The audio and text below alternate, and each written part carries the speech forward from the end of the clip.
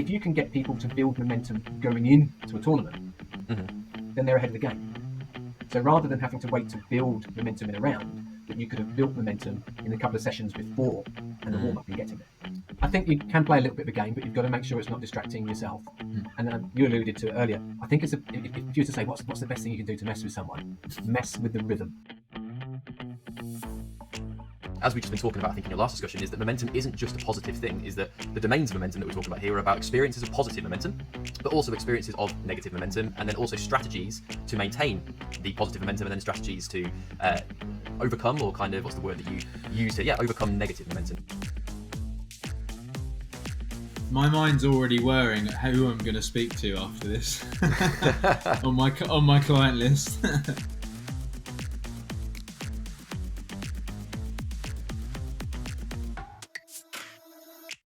Hello and welcome to the Golf Science Podcast. I'm your host, Daniel Thompson, your golf science educator. Now in this podcast, we explore the latest research in golf science, talking to sports science researchers from around the world in the areas of nutrition, psychology, biomechanics, strength and conditioning, as well as other sports science disciplines. We take a deep dive into their research, looking at what they did and how the findings are useful for playing professionals, coaching professionals, and amateur golfers. Now, as a side note, if you're an American PGA professional, you can gain 1 PGA required credit for listening to this podcast. So go check out the Science Caddy website to understand how. So, to get stuck in today about the topic of psychology in golf, I need to introduce my co-host, Lewis Downey, PGA Pro. Hey mate, how you doing today? Great, thanks Dan. How are you doing? Yeah, all good. Keeping busy, doing a lot of stuff in golf and pushing forward. So yeah, everything's looking great at the moment. What about yourself? Good stuff. Yeah, no, coaching diary's full on. Lots of stuff being managed, trying to learn lots, and obviously pulling so much from these podcasts with all these geniuses you keep bringing on, trying to make the most of it. So yeah, it's great, man. I'm loving it. Oh, brilliant. That's great. And again, like we do at the start of all these podcasts, it'd be great to get your thoughts on kind of the last episode we did with Dr. Tony Luxak around kind of the issues with 2D video analysis, and also kind of, I guess, the future of 3D is kind of what we spoke about. Any kind of reflections or thoughts on that? Yeah, totally. I mean, one thing, it sounds like the accessibility to 3D might open up to us coaches a bit more, make it a bit more affordable down the line, maybe. But also, you know, just in the teaching diary, since spending that time with Tony, I've kind of really been trying to, when I'm filming the clients, trying to focus on those certain segments of the body and maybe just changing it up, actually what angles I'm filming from. So not just down the line and face on. I've been trying to, you know, kind of move around the camera and see if I can pick up sort of feedback from looking from different angles, and not just those two set positions. But even when I've been going into those 2D positions, I've been trying to make sure my camera's in the perfect spot as well. I normally do, but I think after that, it just kept me in check. I wanted to make sure that it's nailed. Yeah, exactly. There's a lot more to think about, isn't there, than just setting a camera down and that's what you use for the next year. Like, you can set things up so it's more optimal for what you're trying to get from your golfer, and I guess that's one of the key messages I took away from like meeting with Tony and talking to him about it from the 2D perspective. Exactly. Yeah. I mean, you could put the phone or camera or whatever, like, you know, let's say a few inches to the right, and all of a sudden that player's club looks like it's being sort of picked up early or taken outside the hands or whatever you want to look for. Whereas if you put it in the neutral position that is required, then, you know, they might be on plane. Who knows? Yeah. So it's very, very valid. And I'm excited to explore with the 3D and hopefully catch up with Tony at the PGA show next week. Yeah, say hi from me. On the 3D stuff, actually, I think I'm really looking forward to that as a person who works in sports biomechanics.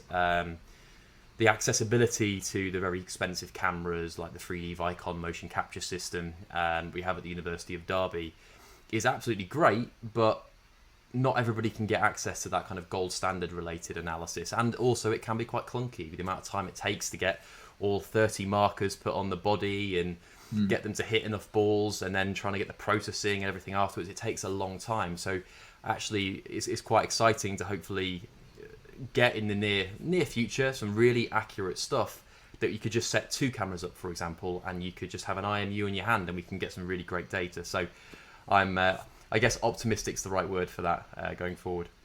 Totally, yeah. No, I'm excited for that. I think, one of the main things with it is what to do with the information afterwards, unless you know what you're talking about. So obviously we might get access to these things, but us as pros and whoever else is going to use them, they're going to need some training to be able to use it. Because tools are great, but unless you know how to use them, they're not going to be very effective, are they? So yeah, and hopefully that's where Science Caddy can help fill that gap, maybe. There we go. Maybe.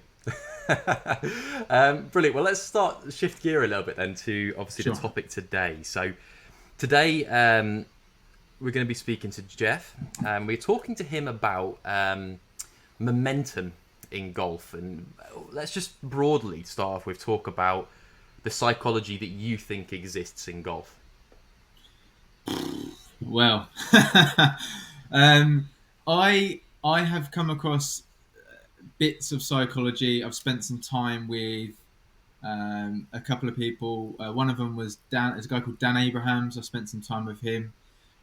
He was trying to help me through my golf a few years on, and it was all kind of about a lot of imagery in my mind and belief systems and all that stuff. And then, I remember it was like sort of mental warfare when you were doing like match play situations and stuff like that. You were always trying to one up on the other team and kind of make them aware of trouble and stuff like that. So I've never been trained enough on it. I think I've gained a lot of experience in it by just doing and spending time with a couple of people. And you read the odd book and you pick up the odd tip, and I think you just naturally learn as a human being. But actually knowing the nitty gritty of it, I'm excited today to hear what Geoff has to offer in regards to clarifying some stuff and maybe also just dropping some bombs in regards to knowing, what to take to the course.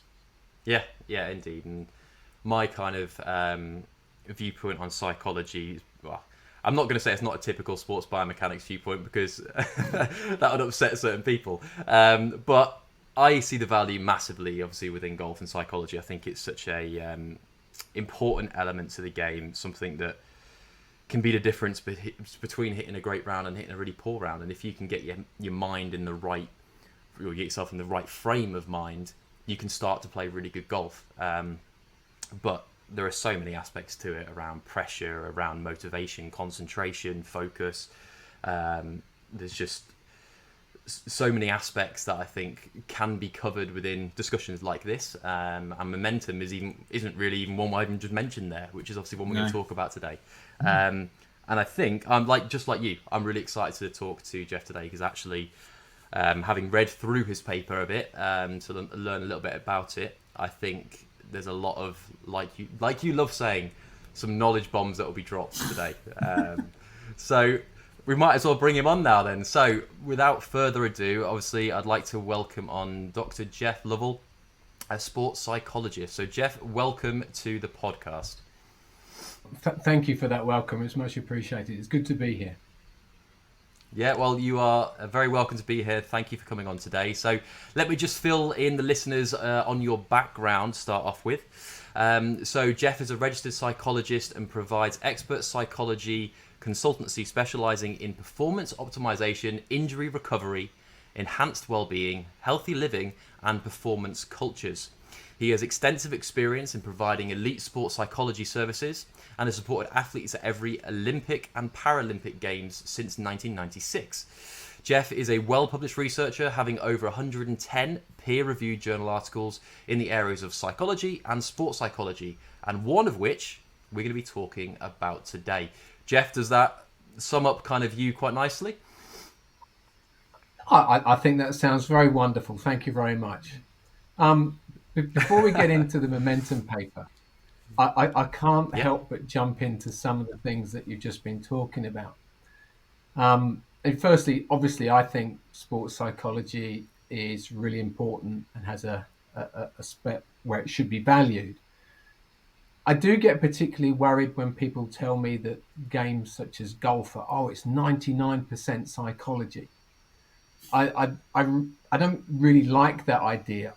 I think there's lots of different aspects, elements, sciences, arts, maybe even folklore that all contribute. So I've been thinking really positively about taking up high jump. And if anyone knows me, you'll know that I'm not particularly tall. And with all the best psychology in the world, you're never going to turn me into a high jumper. So I think it's a combination of everything. Not one thing I believe is any more important than another, but we've got this integration of different things. And when people get it well, like that really good golf coach that manages to bring all of these things to the party, and we get this wonderful interlacing, that's when it really works. And just picking up on your 3D and 2D analyses.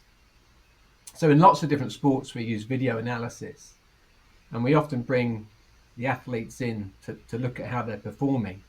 And they come in feeling quite buoyant and quite positive. And then 45 minutes after slowing their technique down to frame by frame and highlighting everything that they're doing wrong,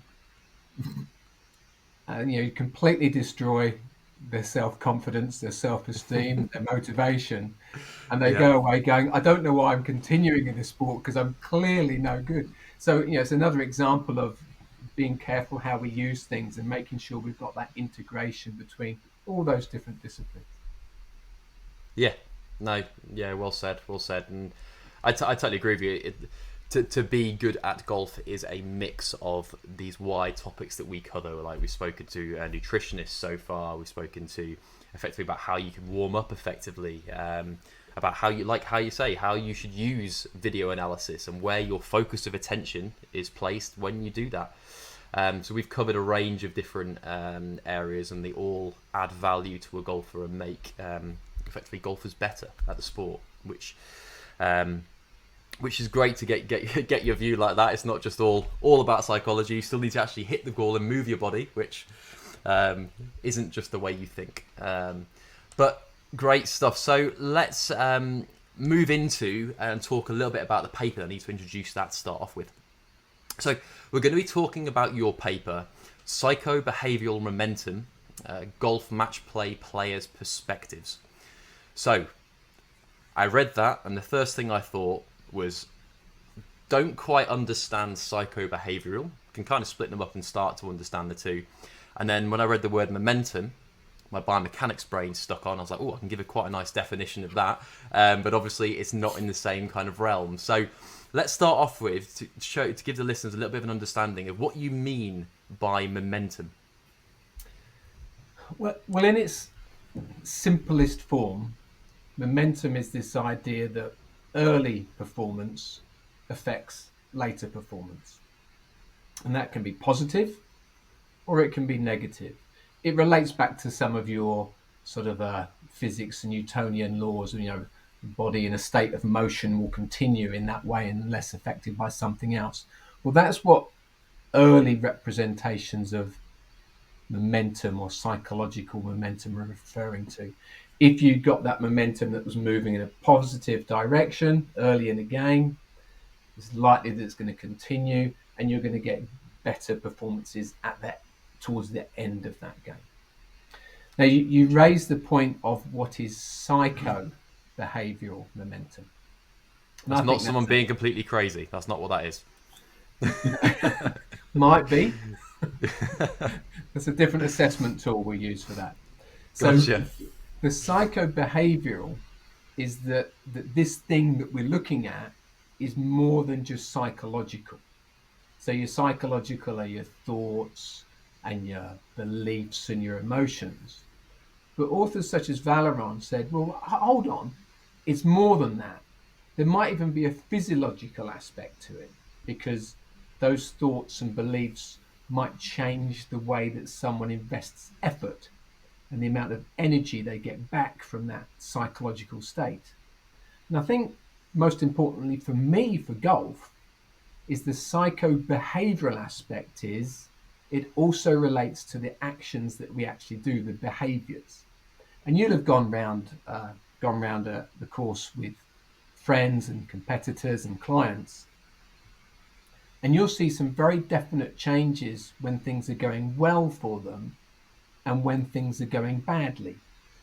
And when they go badly, if they're playing that victim card, they'll start to move away from their well-trained pre-shot routines and the behaviors, the way they set themselves up for the shot. It's almost that they're sort of setting themselves up for failure, which is exactly what that negative psycho-behavioral momentum is.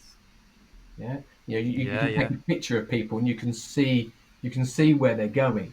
And of course, most of us, we're seldom wrong. If we've decided that we're having a really bad day or we're going to have a really bad day, we probably will. So I hope that's tried to explain that it's not just the thought processes, it's maybe even some physiology, but it's more so about the behaviors in terms of what I actually do. Gotcha. So it's momentum in not only the way that you think, be that positively or negatively, but it's also the momentum in the way that well, I guess there's some interplay, doesn't it, between that, in the way that, because the way that you think then influences the way that you behave, and then that can have a positive direction or a negative direction as well. And then, of course, nicely done. So your thoughts affect your behaviors, and then of course your behaviors affect your performance, which then also affects your behaviors. So we get these positive spirals and negative spirals, which you've probably seen that on the course. I've seen it in a golf lesson.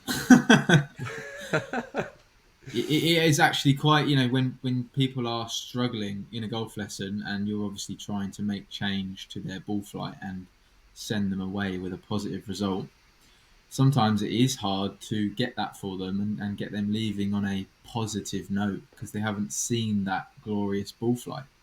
Whereas I know, and via, some of the podcasts that we've done now, Dan, and like kind of finding out, that things have to go wrong sometimes a little bit to allow the mechanics to work themselves out and the kinematic sequence to kind of get back on track. So yeah, no, I've definitely, and I, as a coach, I've definitely had it where I've been absorbing all the emotions. So it's hard. It's a hard little environment to be in sometimes, and to rescue someone from it, let alone them being out in the course by themselves. I think that's a really interesting point, and we're going to talk about match play in a moment. But talking about practice, training, and lessons, we get similar things within that. You'll have seen people come in. I'm coming to see you because I always hook the ball. I always hook the ball. So they're coming in with this mindset, this momentum that, hi, I'm Geoff and I hook the ball. Yeah. So that they're kind of going down that line already. And then they start hooking the ball, and then we can see what they're doing wrong, but it's difficult to change it, and it's because I always hook the ball, and it reinforces itself. And now I've got some video evidence that I also hook the ball. And sometimes focusing on it, going into another aspect, of course, but drilling down and focusing on that one thing sometimes disrupts the processing mechanisms. That overinvestment makes it even worse. And the best thing that we can do is just stop for a moment. Let's do some putting. Let's do something else. I actually do that in the lessons. It's like a self-fulfilling prophecy when it's like self-talk, isn't it? I'm going to do this. I'm going to do it. You're going to do it. Like, I'm going to have a panic attack. I'm going to have a panic. It's going to happen. But in the lessons, if they're struggling, I'm like, here's your putter or here's your wedge. Chip that ball to the target that's 20 yards away, rather than trying to nail your 4-iron to the 200-yard target. Let's just put that away for a minute. You need a mental reset because they're just stuck in that sort of little cognitive loop, and they need a little reset. Would that sort of be right, Geoff? Because when we spoke to Dan, it was Oliver Runswick, wasn't it? Our first one about the practice. Yep. And he was saying about creating, when you're practicing, almost trying to create more cognitive stress where you're kind of having to reset, you're not stuck in the same loop, telling yourself the same message. There's a couple of really cool things there. The first one is, basically we're talking about momentum in a practice session, which can be particularly difficult when you've got a customer rocking up who's got all that momentum already, and that's why they've come to see you, because I'm Geoff and I always hook it.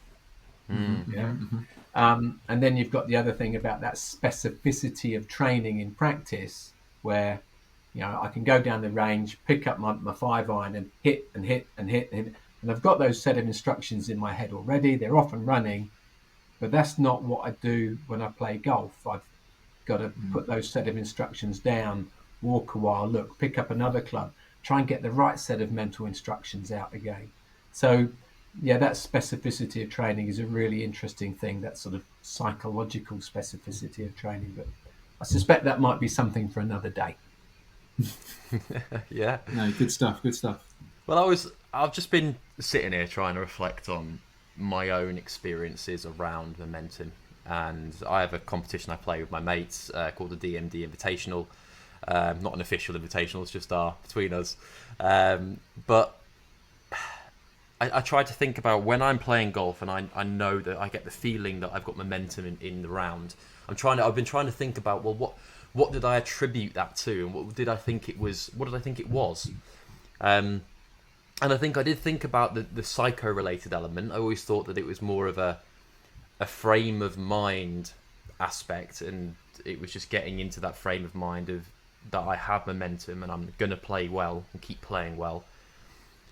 I guess I didn't really think about it from a behavioural perspective as to how that potentially influences my behaviour, which then naturally I guess it did, and then provided me with that momentum and then potentially performance aspect. So that's interesting just to reflect on myself when I played. That was all. Yeah. And jumping to another sport that we can borrow for a moment, if we look at the great Federer, if you videoed his serves, it was very difficult to know what that serve was in terms of where it was in the game. Was this the serve to win the tournament, or was this the serve in a tie break when this is his second serve and he's looking about to lose the set? His behavioural momentum was very, very consistent. Some people called it keeping his cool, but it was very much like a machine. It was always the same. He was very good at not letting negative previous play change the way that he was setting himself up for the next one. Yeah, got you. Interesting. So let's delve a little bit deeper then into that psycho-behavioural momentum. So has there been quite a lot of research into this within sports, within golf, and kind of where was your research kind of filling a gap and a need almost? Yeah, it's a well-researched area. It's one of those things that's loved by the media, and psychology pundits love to talk about, they've really got the momentum going through the league, or, going into the second round with all this momentum. It's something that people talk about a lot. So it does attract a lot of attention.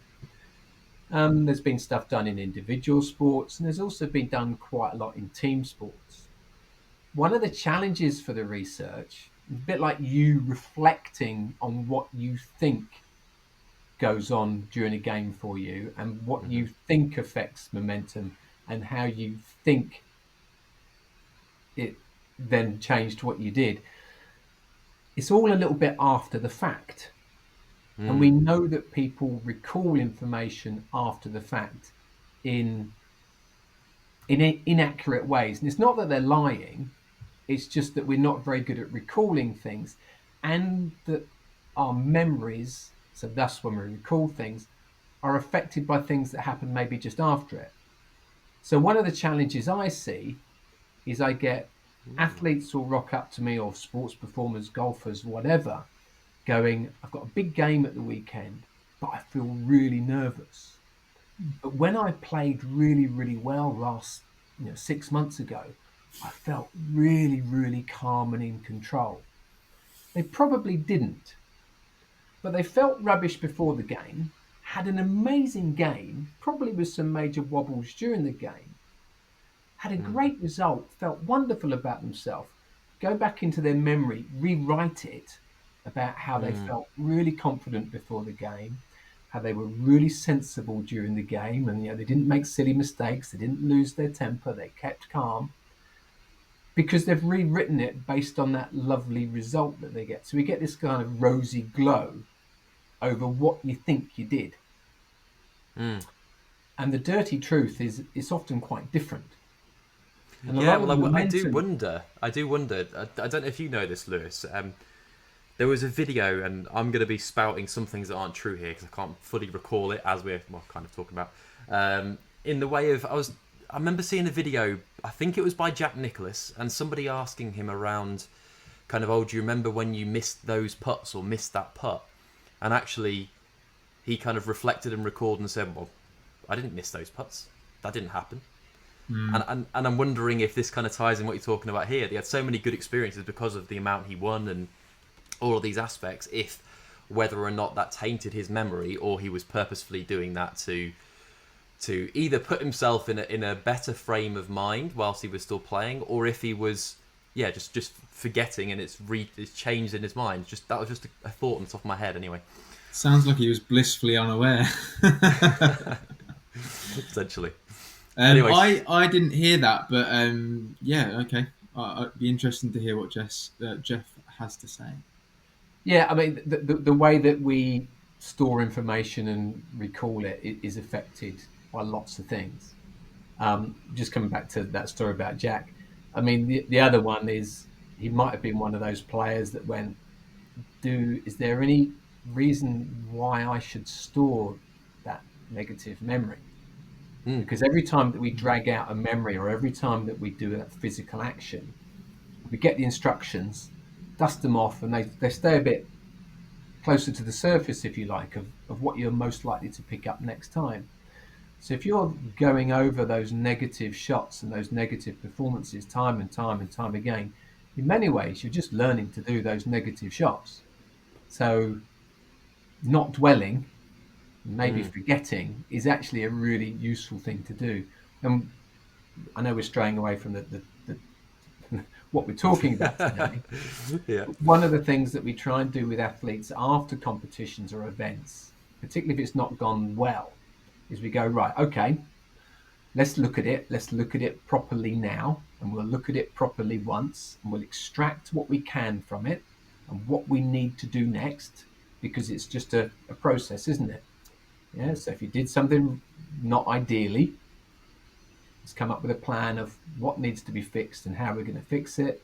And we've got no need to ever revisit that negative experience ever again. Yeah, that's great, because then, you've got, as a golfer, you can look back on your statistics, for example, like you didn't hit many fairways, or, you got a penalty shot off the tee or whatever. And generally when I've spent time with golfers on the course or chatting about their games, it's like, I'm trying to get them to just put to bed what happened, because, you're only as good as that next shot until you finish on the 18th hole.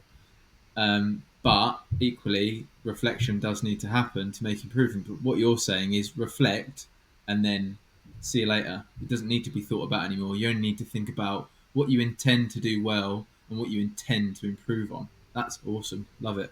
And how you're going to do it. Because remember, it's only a hop, skip and a jump from reflection to rumination. Yeah? And rumination is not useful. Yeah. So, let's look at it. Let's do that scary thing. Let's look at it. Anything else we need to get from it? I'm done. Let's move on. What is next? Gotcha. Yeah. Got it. Nice. That's awesome. Nice initials. So to pull us back on the track then. So we were obviously discussing about the fact of the research previously in momentum, and we said there's quite a bit out there, but then we were starting to move on to actually issues around that, in the way that people sometimes don't remember things correctly or accurately. Yeah. So what we tried to do different was to try and make it more real time. So we used this think aloud methodology, where we gave some instructions about what we wanted the players to sort of do for us. We gave them a little recording device, and we wanted them to talk into this device about what was going on, how it made them think, how it made them feel, and where they were going to go from this. So they didn't have to then get to the 19th hole and then have to try and remember what went on. It was there, it was recorded real time. So that was one of the differences with our study. Now, of course, there's some challenges with this, because you want it to be a big enough and important enough competition that it's worthwhile. Mm-hmm.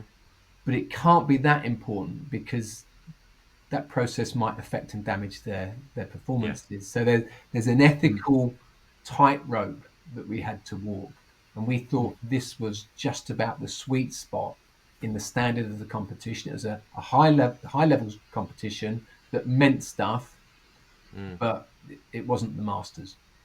Yeah, gotcha. Got it. So, has there been much research within golf specifically around momentum, or not? There's been bits and pieces. Of course there is, but again, not much that has that real-time view of what's going on. And the other thing that we did that was a little bit different to others is we got these recordings. We then made sense of it. We went through and go, what are the themes that are coming out? And then we went back to the golfers and said, hey, look, I've made sense of what you've said based on this. Have I understood it properly? And then that gave us a chance to refine and make sure that what we'd drawn from those points of information was in line with what they think they were thinking. I suppose their ability to self-reflect, like how well they can do it, actually played a pinnacle part in that. Yeah, but having the recordings where I could go, hey, look, you said this to me. What was going on? It made it a little bit easier because you've got that real-time evidence. It's a bit like the story with Jack, wasn't it? About, hey, do you remember you missed these? No, I didn't. Well, hold on. Let me show the video. You did. Oh, okay, yes. It keeps it real. I play a golf course, come off it, and I can barely remember what happened. Whereas, one of my friends, he'll let me know what I did 3 rounds ago. It's mental, but I'm the same, honestly, Lewis. I just hit can a remember. blank. I can remember shot by shot. I can Really? last round I played before Christmas, I'd be able to tell you exactly where the ball went for every shot. Intriguingly, is there any reason for that? Like, I have no idea why it is. Have I just got a terrible memory? Maybe. Yeah. Again, there's another test for that, but we'll talk about that. Make an appointment. But remember, there's this other thing called flow, which is related to momentum.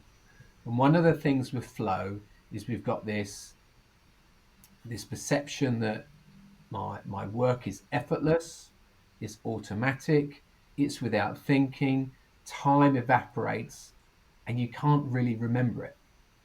So it might be that you just have higher levels of flow, yeah. Whereas Dan, you're overthinking it perhaps, and that's why you're storing all the information. And perhaps you need to let go a little bit. That's the inner biomechanism inside me thinking about everything, probably. And just let go, Dan. And joking apart, yes, you might be right, because you've got that analytical mind, and when you step out on the course, you're used to analysing things. So, and we call these metacognitions, your thoughts about your thoughts. So hopefully we're going to really destroy your play completely now, because not only were you overthinking it and overinvesting it, but now you're going to be super aware that you're overinvesting it and overthinking it. So I think we should get that game in next week, Dan. Yeah, fortunately, I'm postponing it for some reason. That's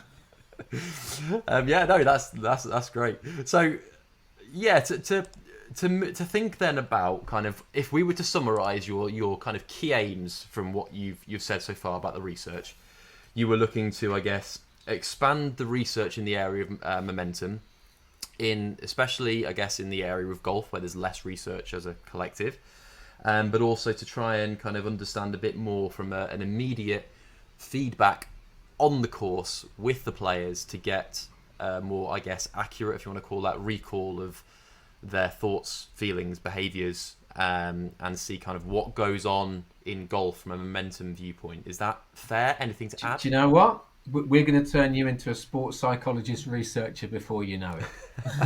Yeah, so we're trying to get this sort of more valid and reliable view of the triggers for positive and negative psychobehavioral momentum. That's what we Gotcha. were trying to do. And yeah, for sure, we were trying to extend the sort of the theoretical model. But myself, along with the other authors, got to remember there's some other really great there's some really great minds that were in this paper as well. So Christopher McCarthy, Martin Jones, John Parker, Michelle Lestella, all smart people, but also quite applied scientists. So our real dream was to be able to go, let's come up with something that can make a difference, that people can go, right, I'm going down the course next week. These are some things I need to concern myself with. Does that link then really to this point I wanted to ask you from reading your paper? From when I end up reading papers, I read obviously papers typically within my area, which is very much on the heavy quant side of things rather than qual. So for those listening, quantitative numbers, those kind of things generally, qualitative, more around kind of detail and looking at the minutiae with inside something. Would you get a better definition than that of qual for me there, Geoff? Yeah, we often talk about it as sort of it accesses the rich nuances of that situation within the environment, and that often it's a bit more ecologically valid, is true to the context. Gotcha. So what I was going at from that was that when I read the papers within kind of my area, we didn't have the bit that you had in your paper, which was quite interesting. So it was the start of the methodology for the people listening. Geoff went a little bit into his philosophy, and he wrote something around like this. I think it was the researcher's pragmatic philosophy. And that's where I just wanted to just pick up on that quickly and just touch on that. Is that linked to the point you just said a moment ago about being very applied and trying to solve a problem? Talk to us a little bit about your philosophy then and what that kind of is about. Okay, there's two things here. There's my research philosophy, which is ultimately about, I want to come up with applied implications. I want stuff that's useful. Yeah, I'm interested in developing theory, but I'm going back to my coaching side. It's more about what can I do tomorrow? Without going off down a rabbit hole too much in the method section, because it's this qualitative research, in the qualitative research, you have to set out your stall in terms of what is your epistemological stance. Big word. That's Big not word. as rude as it sounds. It's what's our approach to knowing? Yeah, how are we making sense? So I understand now. yeah. So it's more about what is your philosophical perspective that you're adopting for what knowledge is, how we develop knowledge, and how it relates to this. So, as a psychologist, I believe everything is much more interpretivist. So, everything has its own particular meaning for individuals. Yeah. Whereas a biomechanist, you'll be much more absolute, that this is the number, that's what it is. Yeah. And this tension between psychology and other sports science disciplines is quite interesting. There's a wonderfully smart chap, a wonderful guy called Professor Glyn Howatson. So he's a physiologist. He's a great guy. And we were stuck in a tent trying to climb a peak in the Alps. And you have to wait for the weather to come right and the snow to be the right condition. So we're stuck in this tent for 3 days, and it gets quite boring and quite tense. So he throws out a hook, and this is to demonstrate these different perspectives of knowledge and such. And he goes, it must be really difficult being a psychologist. You must be really disappointed that nothing that you do is actually kind of real or definite, is it? It's all a bit wishy-washy. So, but actually other disciplines are the same as this as well. So, you're talking about the differences of where you put your camera. There's differences in interpretation even let's use examples of different sports, gymnastics compared to long jump, where you've still got to figure out, is that really touched the plasticine or not? Is it really a node? So we went round and we eventually convinced him that we're actually at the same side. Everything is interpreted. Nothing is definite. At which point he tried to kill me with his ice axe. So you have to be quite careful with confronting these hard scientists with the dirty truth that we're all the same. Yeah, well, I think, well, for me especially, so my partner, she's a sports psychologist, so we have some interesting conversations, obviously both different ends of the spectrum, but I kind of feel like the discussions I've had with her has helped me understand a lot more about the world of sports psychology, so yeah, I can understand the point you're making. It's a slippery slope. You're going to be over on the psychology side before you know it. Great stuff. Well, glad we ironed out a little bit about that kind of philosophy aspect. So that was nicely put across for that. So we've covered a little bit so far about the research around the methodology. So far we've kind of identified that you recorded golfers on the course with the voice recorder, so they kind of were able to give their thoughts in immediate time. And then you also mentioned that obviously you managed to go away, analyse that, and then also talk to them afterwards a bit. So tell us a little bit more about the methods, be that around kind of who you used, a bit more about the protocol, those kind of aspects too. Yeah, sure. So we put a call out to good standard golfers that were going to compete in a local pennant. Sorry, pennant meaning? It's a pennant tournament. It's a particular term in Australia. So it's like sort of a regional competition. So it's above club. Gotcha. Yeah. Cool. We had about 37 said, hey, yeah, we're really keen to be involved. And from that, we randomly picked 8. So we're trying to still be a little bit scientific. From memory, I think the average handicap was just below 1. So that means you'll know more about that than way. But the better golfers in Australia have the positive scores. So that they're decent, proper players, and they had to be. Otherwise, the data's meaningless. Mm-hmm. We recorded what they had to say during the course. We analysed it. We came up with some themes. We used a particular method called thematic analysis. You basically try and sort of basically pull out themes. Yeah. And then we took it back to them to go, are we on the right lines? Is there anything we missed? And that conversation, we then drew out some themes as well, which we then put together, and those were our findings of the paper. So that's pretty much what we did. And how were they contextualized in the way of momentum? Not contextualized. How are the golfers informed around the meaning of the recording? Did they know about momentum and the purpose? We had to brief them at the start to a level of, this is what we're particularly interested in. Can you tell us things about what we call momentum? And we gave them quite a vague and open description of what we thought that was. Otherwise, we're polluting, we're tainting what they're going to give back to us. So we had to give them a bit of a brief of, this is what we're looking at, but we didn't want to give too much away. We didn't, there was no deception, because ethics committees really don't like that, and that for good reasons. But we were suitably vague in that we didn't want to affect their thought processes by projecting ours. You mentioned about them having to be like really good quality golfers. What's the difference between doing the study, say like you picked out golfers that are a 12 to 20 handicap versus, and they're club golfers, they play every week, they play match play stuff, versus your near on scratch golfer playing the regional event? What's the difference between the two? Because there's still people and behaviours is my thought process on that. People and behaviours, but it's about how much investment they've got and how much effort they've put in it and how much training they're putting into it and how refined those processes are.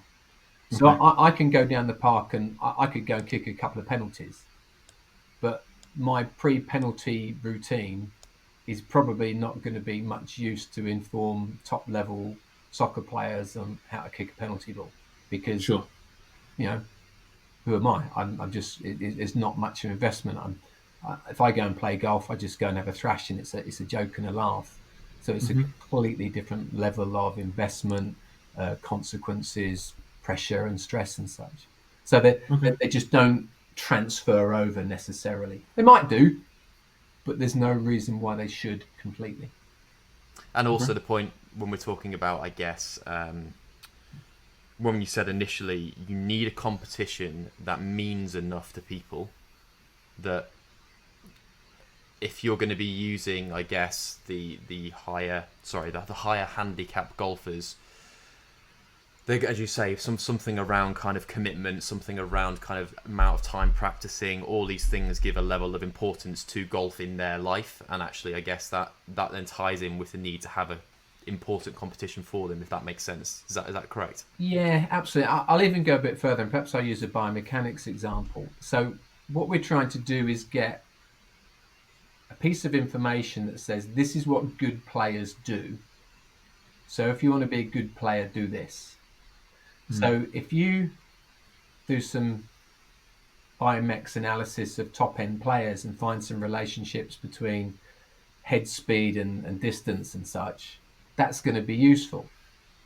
If you base it on me, who's not very good, well, the relationship that you find between those different kinematic variables or such is going to be meaningless, because this is what someone who looks like he doesn't play so well. Yeah, and that's not what we're doing. I'm not meaning to be disrespectful of people with the lower handicaps, not at all. But if we're striving to be better, we need to model ourselves on the people who are better. Great answer. Understood. Great answer. Yeah. Very good. Perfect. So, cool. Covered a bit about the participants then. We know where they are. Importance of the competition, protocol we've seemed to cover, which is nice. Other thing to say about the methodology. In those interviews, so we're not talking about, I guess, the stuff that they're talking about in the round, but post the round, what kind of stuff were you asking them? What kind of questions? We're asking one at that point. Well, the first part, we're asking them about some questions about what do you think affects your momentum? How, what are those different things, to say we've missed anything. And then we presented back to them, we think we've found 4 themes. Okay. This is what we've found. Let's talk about the first one. And this quote that you've given here, I'm interpreting it to think that what you're saying is it's really important, or you feel it's really important, to maintain pressure, psychological pressure on the opponent to maintain your momentum. Gotcha. And we're sort of checking what we were saying. And you explore kind of that thing where the conversation goes with the people in the room.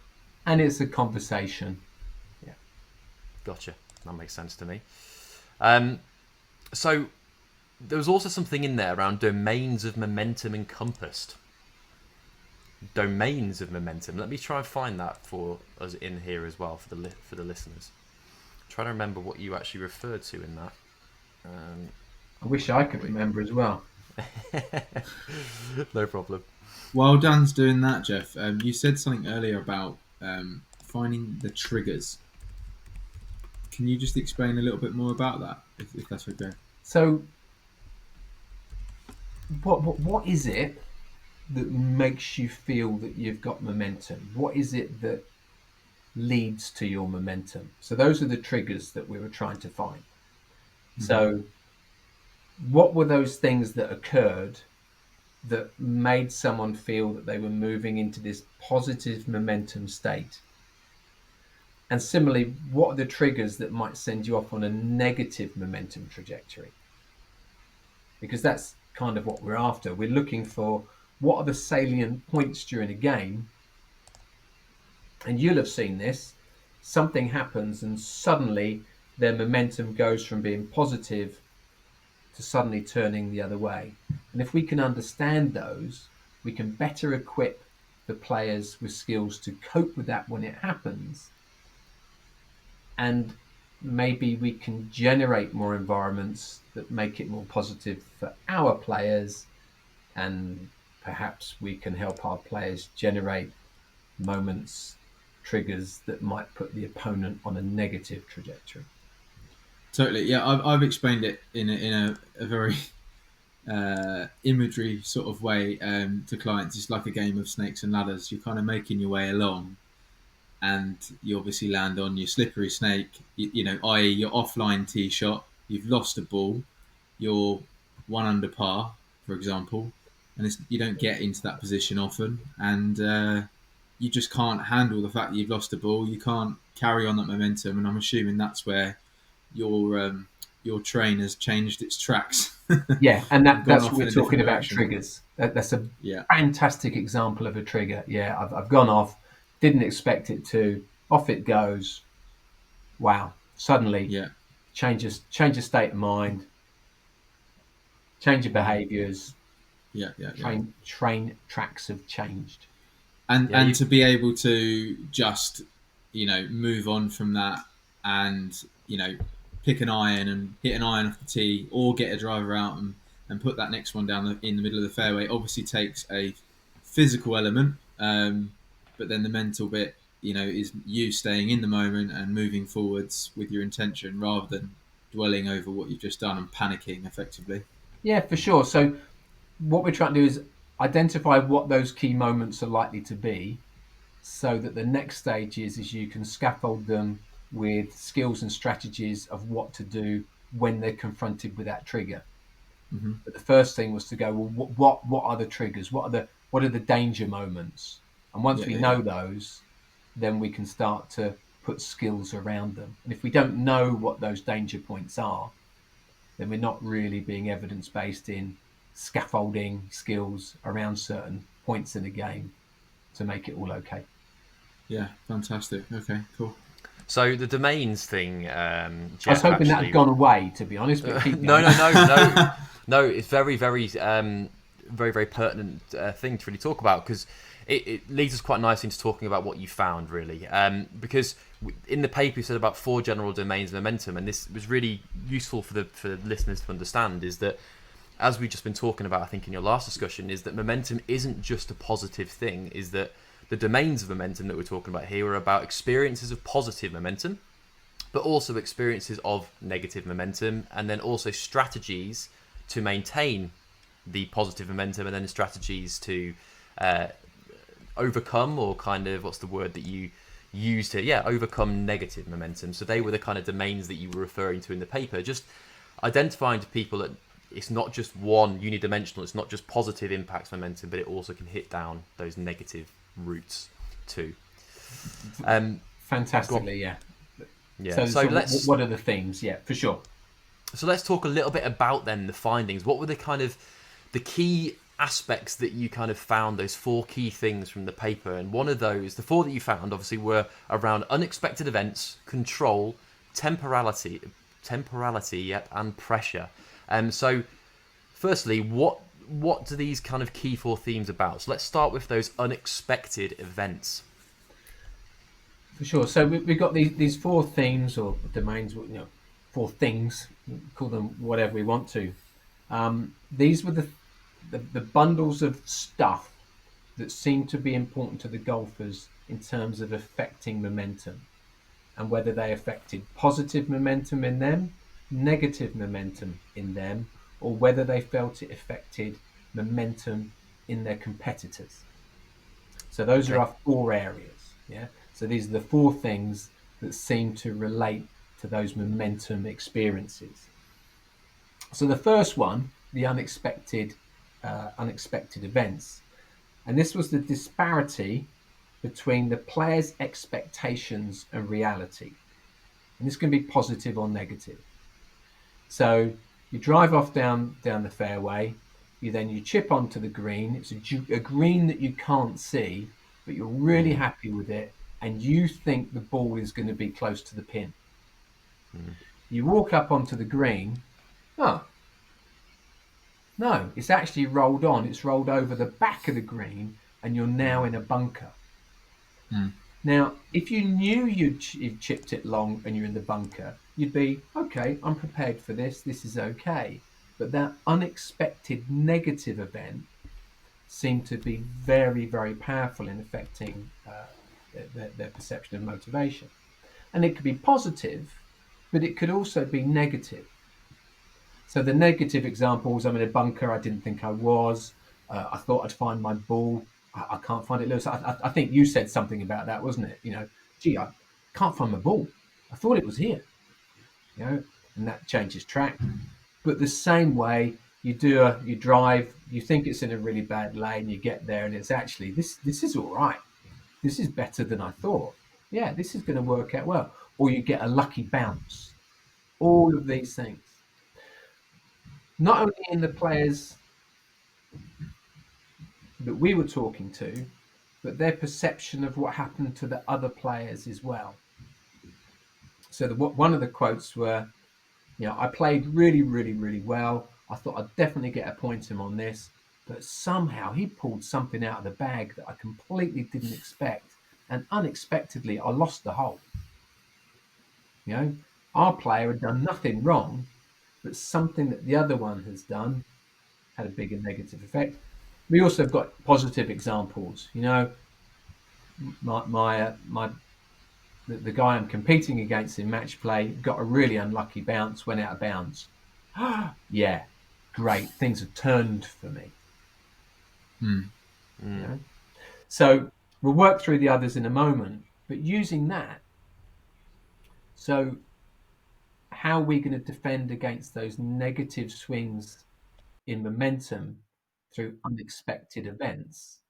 Well, the first one is get them to be more realistic in their appraisals of what they think they're going to happen or what's going to happen, and two, teaching them to be a bit more open-minded in that acceptance. So, okay, right, you're not where you were, not where you thought you were on the green, you're in the bunker. All right, let it go, move on. And that's where you can start laying the skills that go with it. So that was the first one. That was unexpected. When I reflect on my own golf, if I'm honest, I without blowing my own trumpet, I think I'm very good at that. I think I'm very good at letting go of kind of bad scenarios and bad situations, because I just don't know. I just think when it happens, it happens, and I move on, and I know that I just need to. You've always got the next hole. You've always got the next shot. So let's just get on with it. And I think I'm quite good at that aspect. The first point you mentioned about the negative elements, as in not negative, around expectations and kind of managing those expectations. Are you saying people should be more pessimistic in their viewpoint of their game? In regards to that point, when I've been playing match play, when we're on the green, I would always expect the other person, my opponent, to either chip in or putt in the hole. I'd expect that ball to go in the hole, so I was less gutted if it did. I don't know if that relates to that, but I just wanted to mention that. Yeah, it does. Coming back to your point about being pessimistic, I'd never say pessimistic, but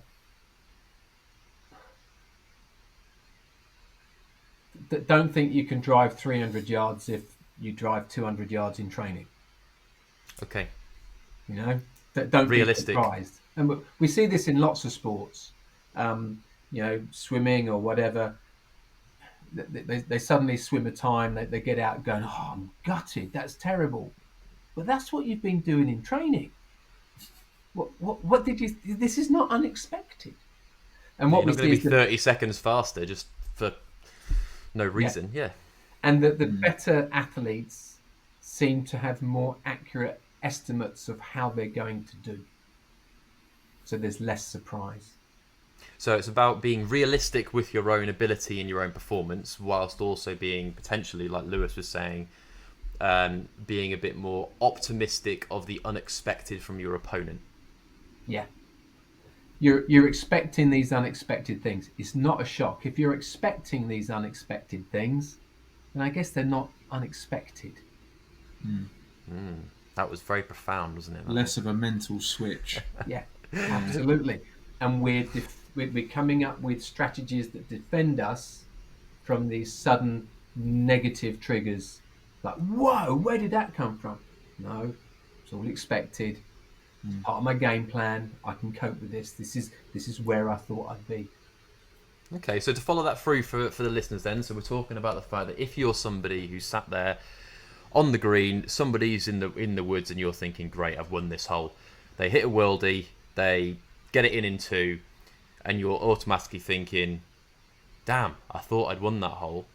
You're actually on that negative momentum almost trajectory. Whereas if you then decide next time you play match play that actually they've done the same thing, they're in the woods, but actually they could potentially get this up and down in two, so let's just keep on with my game and keep cracking on, and they do manage to get it up and down in 2, you're not then going on that negative trajectory on that viewpoint. This is the football team going up 3-0 at half time, isn't it? And then losing 5-3 or whatever. They're not pressing, they're not carrying it on. They're like, sit back.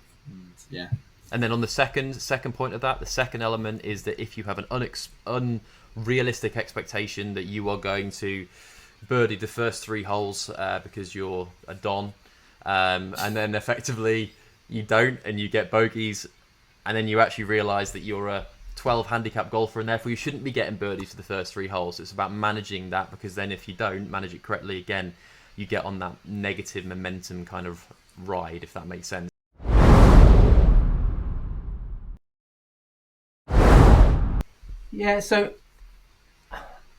I think it's really important to be realistic, and I'm not being pessimistic in this space, but I just think it's important to be realistic. So it gives you a great opportunity to experience moments that are better than maybe you hoped for. So if we're realistic, it gives you that opportunity of, wow, that was a bit better than I hoped for. So rather than going from a situation where there's only room for disappointment, we've got a space for being really pleased with how that went, and that can then set us off on those positive momentum pathways. Great. So that unexpected situations can be a positive thing or a negative thing, depending upon the direction you go down. If you think that you're going to be, oh great, I'm going to do really well this hole because this person's not doing very well, you could end up putting yourself on a negative momentum. But if you're actually more realistic with the situation, that actually the things that you then potentially do get a birdie, or you hit the ball on the green from 230 yards, you're almost elated, and therefore you start to go up on that momentum kind of. For sure. I think that's a really good way of looking at it. And one of the things I try and do with performers is, setting goals, and we've got 3 levels of goal. One is, which is the sort of good job, well done, move, happy with that. Then there's the, wow, that's really incredible. And the third one is, this is absolutely amazing. This is miracle land. Yeah. So I've got that range of stuff. So I've still got direction. I'm still being optimistic, but I'm being realistic. And there's great room for, hey, great. That's a bit better than we expected. Let's roll with it. So talking about better than expected, if I rock up onto a hole, I get a hole in 1. How do I then expect myself to sort of settle on the next hole? Because obviously I'm going to be very happy. And I think I've done it before when I've made good scores and I've got to the next hole and I've sort of not quite settled yet, and I've actually made worse scores off the back of that. What's your thoughts on that, Geoff? You got to go back to the Roger Federer approach. It's just another shot, same as I've done before. What has happened before? It's come, it's gone. I'm in a good place. I should be confident, but let's go back. What's the process? How do I line up? What's my pre-shot routine? And just do the same as usual. Yeah, and then just execute and move on. Yeah, got it. Wicked. Well, that moves on to the second theme then. So unexpected events, unless there's anything else to say with that one then, Geoff. But if not, then let's move on to the control-related aspect then. What's that about? Yeah, so the control was feeling in control, and we've got thoughts, emotions, behaviours and outcomes. So focusing on things and doing things that make you, that enable you to feel that you're in control. So we just spoke about that pre-shot routine. Now, you could be absolutely smashing me. I could feel totally out of control. But there are things within my game that I am always completely in control of.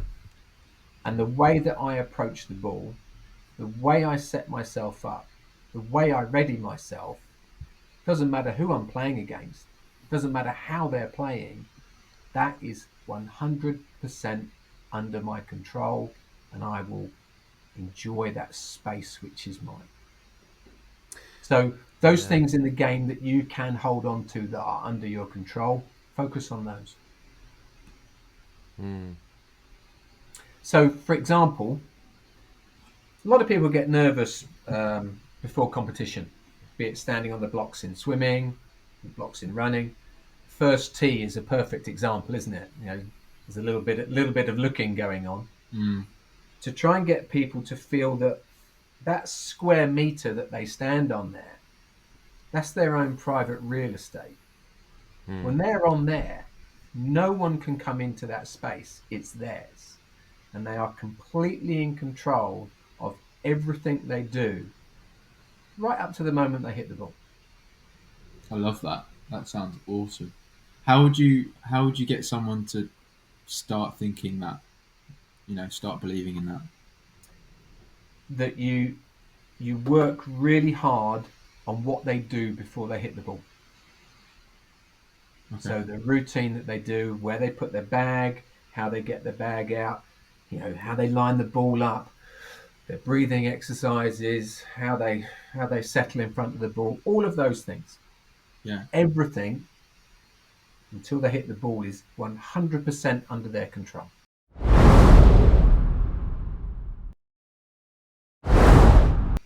So I've definitely had moments when I'm on the tee in my pre-shot routine where I've quite literally, after preparing myself to hit the shot, I've checked my yardage with my Bushnell, and I've taken my practice swings, and I'm literally, one part of my routine is I like spin the club. I don't know why, I just do it, and then I flick my left arm, and then I walk in, and those strides into the shot, if they're not quite right, it completely throws me. So I have to step off and I have to kind of restart that stride.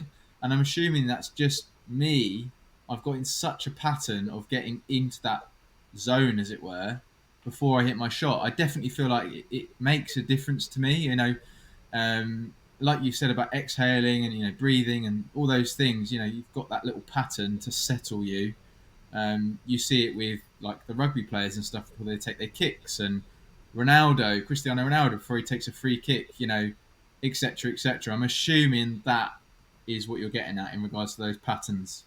Yeah, and there's lots of different reasons and explanations of why we think they're useful. But the one we're talking about today is that's something that you've got complete control over. You've got no control over how your opponent plays. Yeah. So, again, using another analogy from other sports, we talk about staying in your lane. So I know match play, there's this idea that you can affect your opponent, and perhaps you can, but really, if you get from the tee to the hole in as fewer shots as you can do, if you do that in fewer shots than your opponent, you beat them, and if you don't, you don't, and that's all you can do. And once we focus on those things that you've got control over, whatever they are, makes you more robust. And you tend to, like, if you can do that, if you can score quite consistently against your opponents, generally you've got a good chance of, winning against them, because you're waiting for them to slip up effectively, aren't you? So or even better than that, you're not having any concern about what they do, whether they slip up or whether they don't. It's about you trying to hit the ball the best you can. And if we even go back a step, I've got little control over how many strokes it's going to take me to get from here to the hole. I've got a lot more control over the processes by which I do that. So we go back to the things that we've got control in. Yeah, no, that's brilliant. Brilliant. I think when you think about all the sports that are obviously out there for people to play, and we think about, of all those sports, which sport do the athletes have the most control? I would say golf is probably one of the sports you can, because unlike if you're playing tennis, you've got little control over what your opponent does, and that influences where you've got to run and hit the ball. And I think within golf, you can just, as you say, be in your own lane, do your own. You're almost not playing with anybody. You're just there on the course and hitting the ball round. But I guess we can get ourselves in our own head, obviously, that we're competing directly against somebody with us, and that then does potentially get it as a barrier in the way for us to gaining momentum. Totally. And yeah, I've had clients where they've explaining how they're on the course and their mate Dave hits it further than them by 30 yards, and I was hitting it quite well, and then he got his driver out and I started chasing him and trying to get it as far as him, and it's like, well, and then obviously their game went pear-shaped after that, because they were doing something that, like you said earlier, Geoff, like, it's not realistic. They don't do it in practice, so what are you doing it for? But like you said, they're focusing on that opponent or just their playing partner. They might not even be in match play.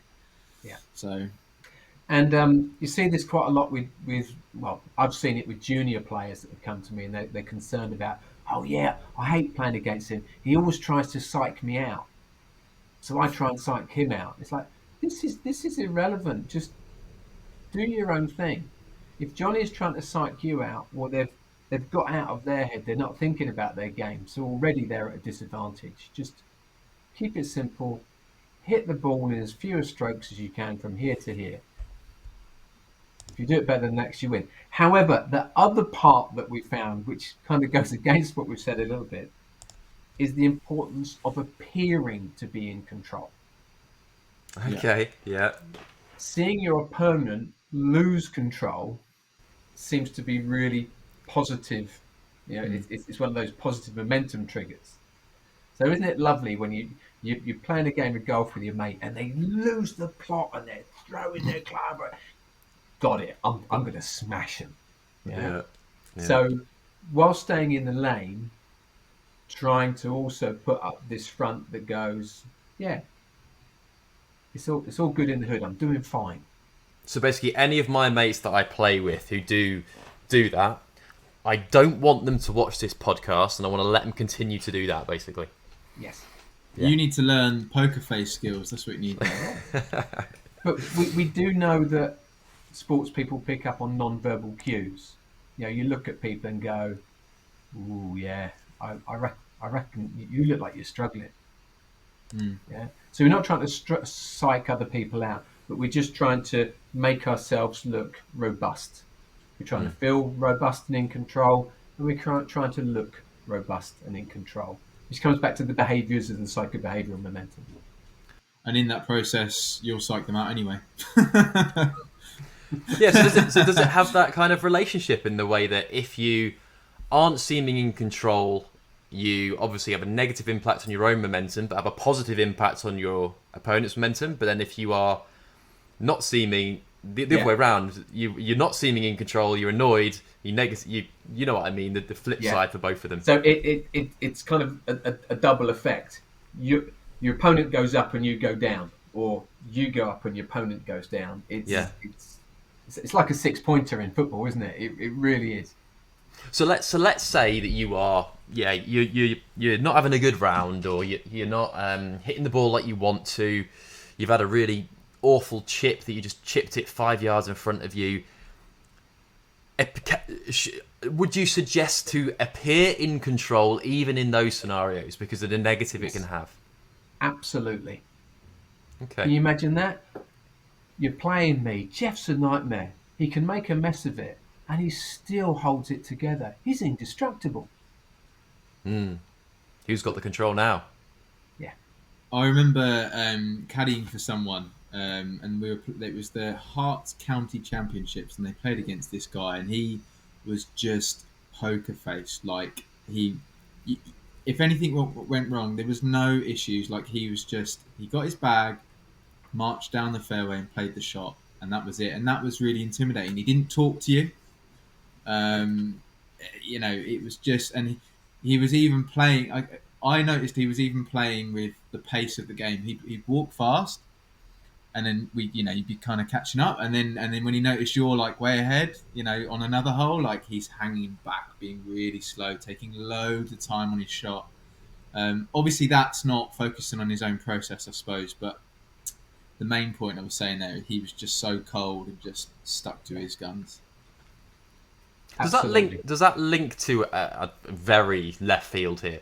But does that link at all to kind of dominance and like that alpha related thing? Do you think? Well, that's control, isn't it? It's about it's hop, skip, and a jump to dominance. Yeah, and then we start getting those biochemical responses as well. If you feel that I'm dominating you, you will actually start to biochemically, I believe, speaking a little bit out of my lane, you assume the position. Yeah. And I think one thing that I'm reflecting on now is I'm thinking of people who I have historically played with, who I don't get to play with them very often. They may want to play with me and show that they can play golf and show that they've improved, and then you play with them, and then they might say, "Oh, I don't usually do that," or "That was bad. That's not usually my shot." And my reflection on it from this control perspective is that potentially that's showing not a weakness to me. What I'm trying to say is that gives me more control, because I can see that your reaction to it isn't level-headed and kind of just plodding along and getting on with it. It's just an interesting reflection on seeing that. And there's the other thing there, is that external attribution. This isn't me, it's something else, which is that classic low achievers stance. It's not me, it's someone else. Yeah, gotcha. Interesting. All right, then. So that's the unexpected events. We've covered control as well. Now let's talk about temporality. Now that is a word and a half, isn't it? It's great, isn't it? Temporal. So basically it's time. So Okay. How does momentum fit within the timing of a game? It's quite straightforward, this one, but it was quite interesting. And there's some implications that come from this. And it's the idea that it takes a while before you can develop momentum. So you can't develop momentum at the beginning of a round. You have to get a few holes in it before it can start. Yeah. Okay. So that's pretty much what you need. Sufficient match pressure and intensity is required to generate that momentum. You need a certain amount of the game to have happened. So there's some interesting implications for this. Is if you can get people to build momentum going into a tournament, then they're ahead of the game. So rather than having to wait to build momentum in a round, that you could have built momentum in a couple of sessions before and the warm-up in getting there. Yeah, I was just wondering whether you could do that beforehand rather than waiting a few holes. It's like people physically not warming up, and then they get 6 or 8 holes in and they feel physically better. Yeah. And they wonder, and I suppose I've never thought about the mental element as well. For example, a client, I could think of right now, I know they just rock up to the golf club after work in the summer, straight on the tee, not warmed up, not mentally prepared, and they're not primed at all until probably the halfway point, maybe. For sure. Yeah, it's that upwards. The thing I'm reflecting on now is bigger picture, full season amateur golfer perspective of obviously starting to play around June time, maybe May time, and actually how if you can get yourself into the right mind frame with these kind of things and start to build your momentum, that it doesn't just influence that one round, reset. Next time you go play next week or 2 days down the line, you got to start again. If you can do this effectively and build that momentum, you can be in that upwards route for the season. Yeah, for sure. And coming back to maybe the more recreational player, that's the right term. If they can invest a bit more time and energy into their warm-up, but the warm-up from that psychological perspective and the momentum perspective is that they're in control. So they're sticking to their written down preparation routine. So again, I'm in control. I said I'd do this, I'd do this, I'd do this, I'd do this, I'd do this. The nice thing with that as well is it avoids blank time when you've got nothing else to do but stand there and worry. So you've got a pre-warm-up block of time that is full. You're always doing something, haven't got that downtime, because our minds love to do something and we generally do worry if we're standing around and wait. And if you can also, looking into the previous ones, focusing on control there, but also teaching them to cope with the unexpected events. So what if there is no warm-up range? Okay, what could you do? There are things that you could do. Let's figure about that now. What happens if you get there early? What happens if you get there late? What happens if it's windy? What happens if it's not? That whatever happens, it's not unexpected, and I've got something I can do. I'm in control. I'm in good shape. Here we go. Yeah, and that's an interesting thing that's come to my mind now is we need to remind everybody who's listening that also this is just one thing within golf, that actually you can do all these things to control as much as you want, but that doesn't mean you're going to play the best round of golf in your life. You still might play poorly on certain holes, but the wider picture that if you can do these things to stay in control, that's going to help the element of momentum. And then therefore you're putting yourself in a better position than you would do if you weren't doing that. For sure. And to be able to do all of this on the course, obviously it's not your lane, as it were, Geoff, but like nutritionally, you need to be fueling yourself properly to be able to think properly, right? Because if you've not done that, then you can have, say, you've got too much caffeine in your system or whatever. I mean, we don't need to delve too deep into that, but I definitely think that, like Dan's saying, a lot of it dovetails, but I feel like if you're linking it to the psychology part, nutrition, what you put in you definitely must make a difference. Yeah, and it relates to what we said right at the beginning about it's a combination of lots of things, isn't it? So I see people, they come to me and go, I really struggle with concentration, be it in golf or different events. I'm really good for the first half an hour, but then I just lose my concentration. And you work on all these different concentration strategies, but nothing really happens. And then you find out that they're having 2 Mars bars and a double shot espresso just before they start. So they're great, they're wired for the first 30 minutes and then they're falling in a hole. Well, okay, I don't think this is a psychological thing. I think we need just to have a look at your preparation routines in terms of what you're eating. So it all comes together. Bro. So moving on to that final point then that you said, the fourth theme that we had was around pressure. So we've covered the first 3. What's the pressure finding about? So this was the idea that you're trying to apply and maintain psychological pressure on your opponent. So while we're still staying within our lane, but even staying in our lane applies psychological pressure on our opponents. Yeah, that we're looking strong, that we're coping with adversity, we're doing all those things that are keeping pressure on them. Even if you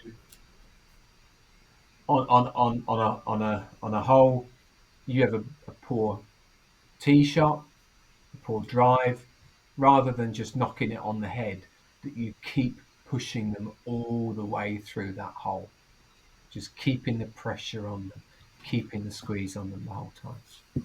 So not giving them the putt on that specific hole, potentially, or? Yeah. I'll make you play for it. Right.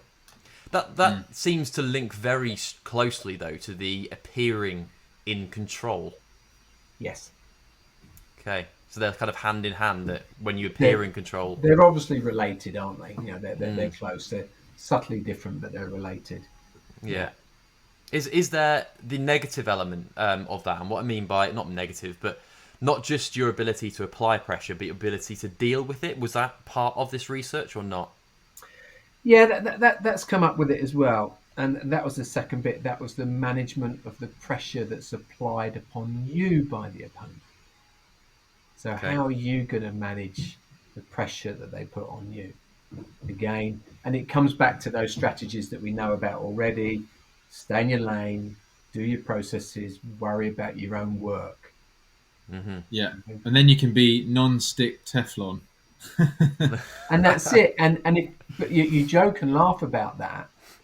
If that's the persona that your client, your player is going to have, then let's lean towards it.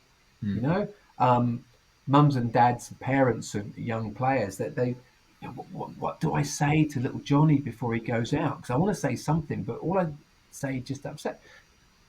Try and get it aligned. So if it's like, hey, be Teflon. Halfway round, someone's going to whisper something to you to get you in the line. Johnny, Teflon. Yeah, back there. Refining those ideas and those personas and those kind of feelings of what I'm trying to be. Yeah, and that's where we try to be a bit more holistic rather than just get your club angle right. It's this idea of who are you? Yeah, I'm Teflon. Got it. There you go. Hashtag Teflon. You can drop your ad break now, Dan, with Teflon pans. Yeah, now we're going to cut to a break with Teflon. Yeah, Teflon, if you're listening, feel free to reach out. We can happily... Okay, brilliant. Well, I like all those 4. That's great. So I have got the next part I was hoping to talk to is about application, but to be honest with you, I think we've covered a lot of those aspects around how to kind of overcome the effects of unexpected events, how players can feel more in control.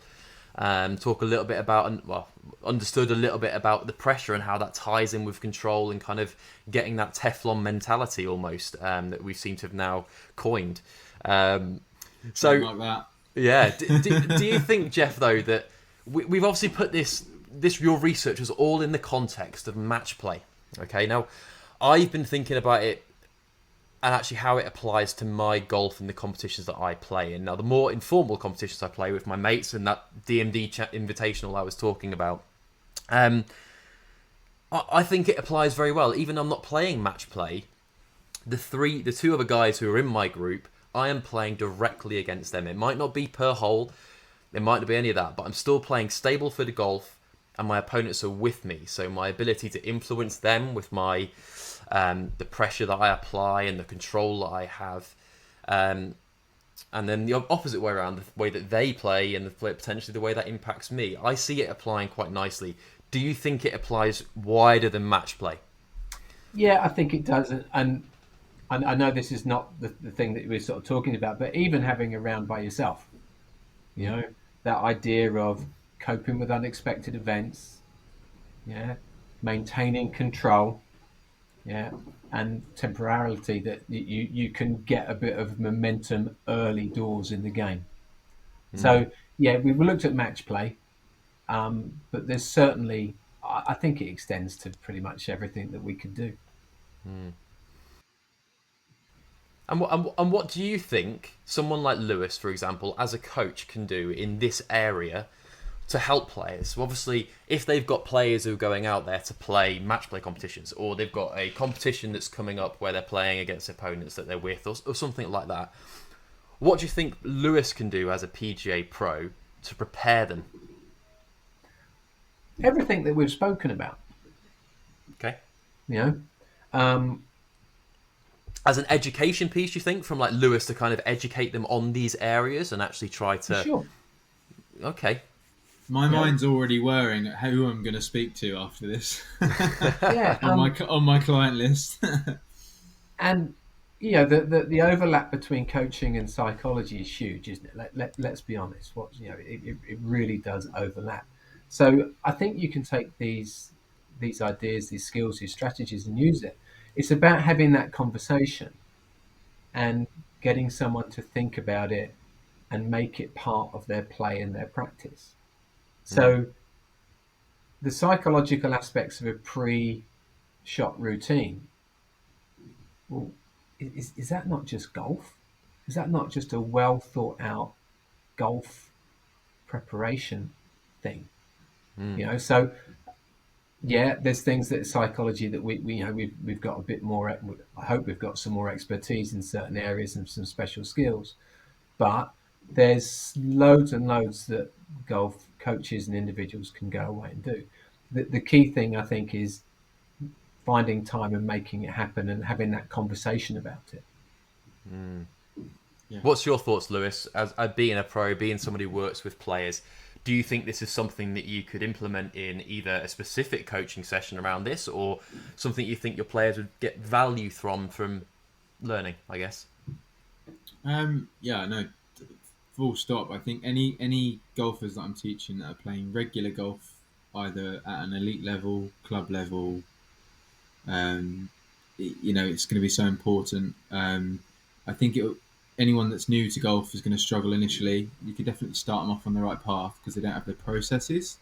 But you could definitely educate them from the off so they build good habits. So I will be applying this. I have a small group of people that I coach more closely online and offline, and they will definitely be hearing about this in the next couple of weeks.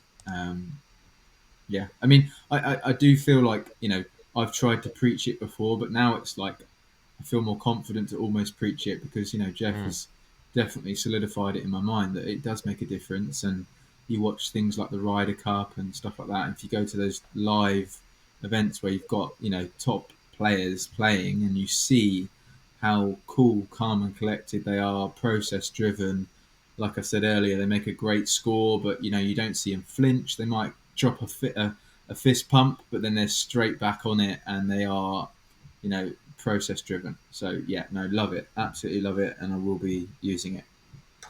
So I'm not saying there's not a role for psychologists. There certainly are. And some people won't have enough time with the pro, so they want to see a psychologist. Some people like just speaking with someone else, so it kind of gives it a little bit more, keeps it fresh, I suppose. The other thing that I do is with some sports, I'll work more with the coach than I will the athletes or the performers that the coach works with, because there might be a limited amount of time. And sometimes also the players, the clients, the athletes, they listen to the coach more than anything else. So I do actually do quite a lot with coaches to help them. They then provide that information into their players and clients. They're so valuable, so valuable.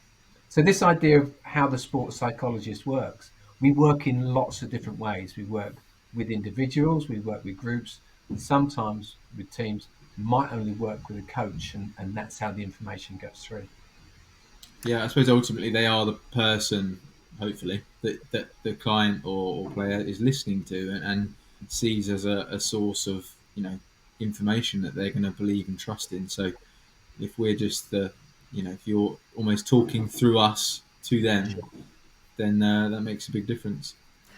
Yeah, no, brilliant. And the other question that I wanted to ask at the end, which was a bit of an interesting one, but mainly for both of you, to be honest with you, was about how we can apply pressure. So golfers playing match play, how can we actually apply pressure? So like I said before, making them always hit the putt. We're talking, I guess, very much from a gamesmanship perspective here, trying to kind of win the match. What kind of thoughts, you fellas, are you guys got around how you can apply pressure to golfers in a round of golf? Anything? I've definitely made them very aware of the out of bounds and hazards, etc.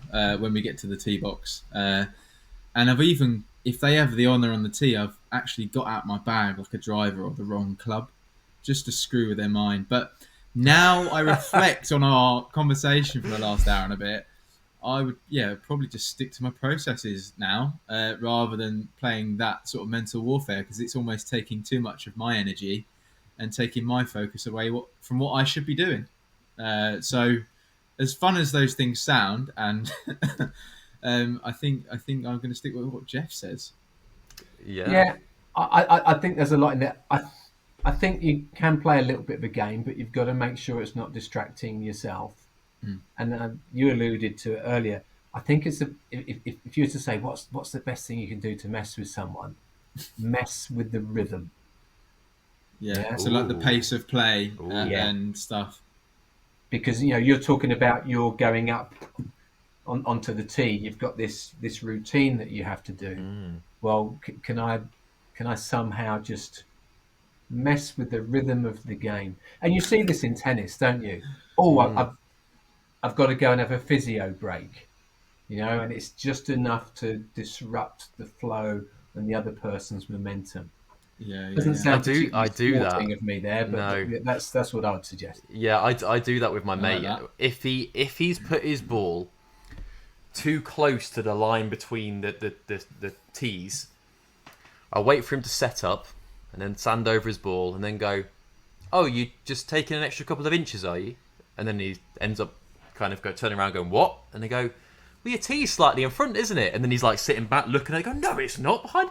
And then you end up distracting him from his routine, and then he's potentially out of his control of his own game, and therefore thinking about it when he puts his tee back in. So cool, good to hear, guys. And also to the listeners, if you've got any ways that you've applied pressure, feel free to lob them into the comments, and we'll see kind of some of the best responses on there as well.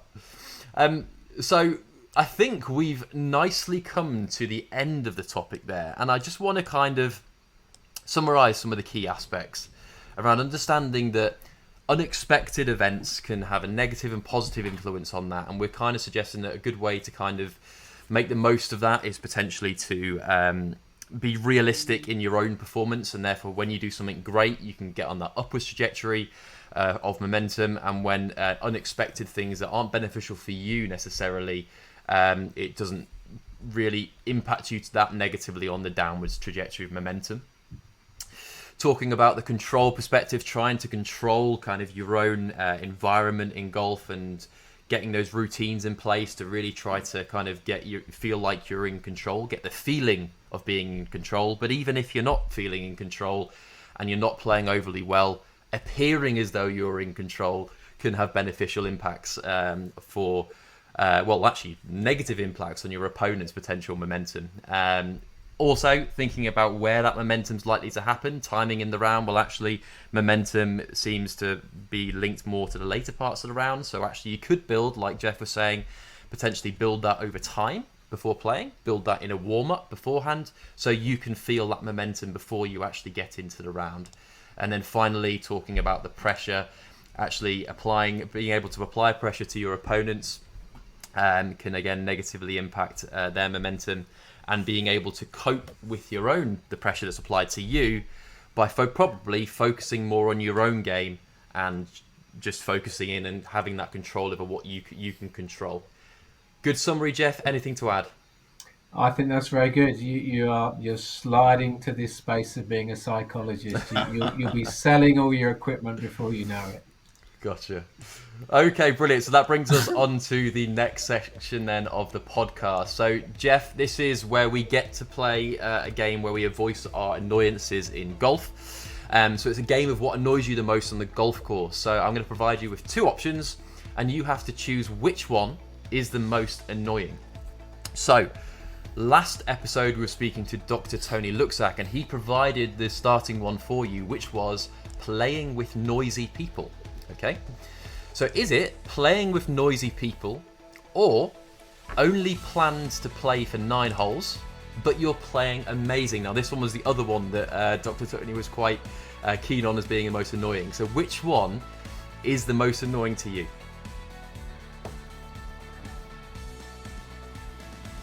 Talk me through the second option again.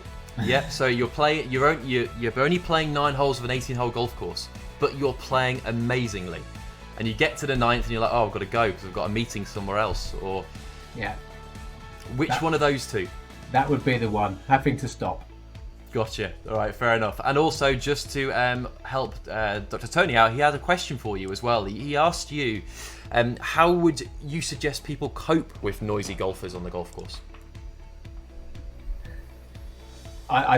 It's about being aware of the distraction it's causing you, and accept that they're noisy. There's nothing you can do about it. You don't have to play badly because they're noisy. Okay. You know? It's about accepting it. Can I do anything about that? What can I focus on? What can control? I control my pre-shot routine. They can be as noisy, as quiet as they want.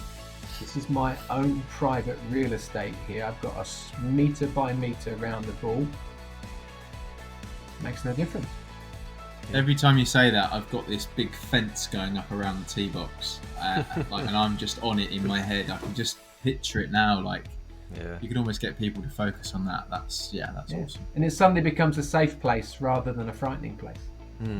The thing that came to mind to me there also was almost like you said earlier, expecting the unexpected, so that if the noise does happen during your swing, you're not suddenly thinking, oh, I was not expecting that. But actually, if you're expecting it to be noisy during the round, then actually you're less likely to have those unexpected events. Yeah. So practice with noisiness where you train. Like it. Cool. So continuing on with the game then. So you've chosen obviously the 9 holes, only playing 9 when you're not playing very well. Well, you're playing very well, but you can't continue on with a full 18. Is it that, or is it knowing that someone has cheated, but you don't want to make a scene about it? Who's cheated? Is it one of my mates that I'm trying to beat? One of your mates that you're trying to beat. Oh, we're going to make a huge scene about that. We're going to and that's all that it's going to be about. Because I might not be able to beat them in the round, but at least I can beat them in the moral stakes. Okay. All right, so we're not going to choose that one then, because you're not going to let it annoy you. You're going to get it out on the air. Fair enough. Okay, next one then. So is it there's still the 9 holes, playing really well but can't play the full 18, or is it someone telling you what you did wrong immediately after you hit the bad shot? I love that. Coach in hindsight. Oh, I see you sliced it into the bushes. Oh yeah, I didn't notice that. I find that really, really annoying. Partly because it's one of my pet grumbles about coaches who are, you know, it's so easy to point out the bleeding obvious. Okay, great stuff. And then finally, moving on to the last one. Yeah, Lewis is apologising on behalf of coaches to do that. So, and then the final one, is it that then? Telling somebody that what you did wrong straight away after you hit a bad shot, obvious statements, versus being starving on the golf course, looking forward to getting to the halfway house, and it's closed. I don't know what could be worse than that. I know it relates to our unexpected events, but that's heartbreaking, isn't it? Oh, it is. Or even worse, it's open, but you get there, and the thing that you want is sold out. What would that thing be, though, Geoff? Oh, it could be that bacon sandwich, couldn't it? That you could smell because they've still got a little bit of the cooking smells going down the fairway. Who knows? Yeah. Or that cold drink that you were after, but no, it's all gone. Yeah, Lewis, which one were you thinking there, mate? Was your worst? Oh no, I'm a foodie, so I'd definitely be gutted if the food's not there. Great stuff. Definitely. So, Geoff, have you got another annoyance that you want to add for the next person on the podcast to start off with? People that are playing slow or too fast. So, people that are slow up in front, or the person playing by themselves getting all stroppy because they're having to wait for it. Right. Okay. Well, they should have set their expectations, shouldn't they? Yeah. That the last point you said to me though, that's something that really annoys me, and I'm going to write that down on my list to ask someone in the future. Is someone you're playing with trying to play too fast? That really gets on me, because when it gets to the point of impacting on you, saying we need to speed up, I'm like, well, no, we don't. We're on the right time. We're okay. Just chill out. That frustrates me as well.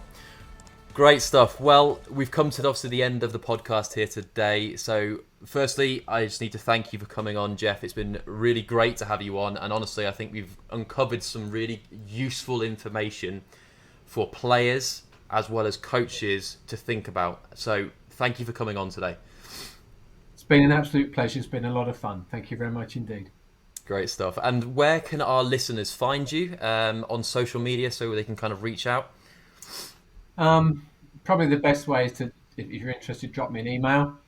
So that's Geoff P. Lovell, GeoffPlovell @live.com. Great stuff. Well, again, thank you very much. Now, Lewis, good to see you again, mate. Great to have you on. Always a pleasure, mate. Learned so much again. We probably could have talked for hours, but like I said, I'm a foodie and I think my dinner's ready, so we better get out of here. Fair play. You can find me on Instagram. It's Lewis Downey Golf Pro. You'll find me nice and easy. Amazing stuff. Well, that's all for episode 6 of the Golf Science podcast. If you want to learn more about the science of golf, visit my website at sciencecaddy.com, where you'll find golf science articles, videos, and online webinars. Now, if you're an American PGA professional, don't forget to check out my website at sciencecaddy.com, as you can earn PGA credits for listening to this podcast. So until next time, I've been your host, Daniel Thompson, your caddy for all things golf science.